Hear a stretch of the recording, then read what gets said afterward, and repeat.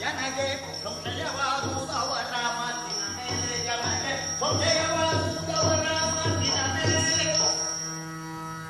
ಜನಗೆ ಸಂಶಯವಾದುದವರ ಮಾತಿನ ಮೇಲೆ ಮುಟ್ಟಿ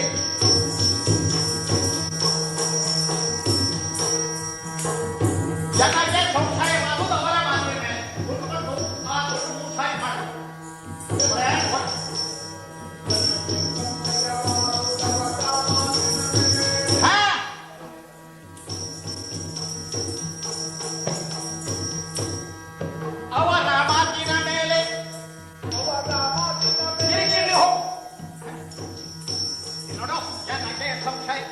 ಇದಲ್ಲ ನಡಿ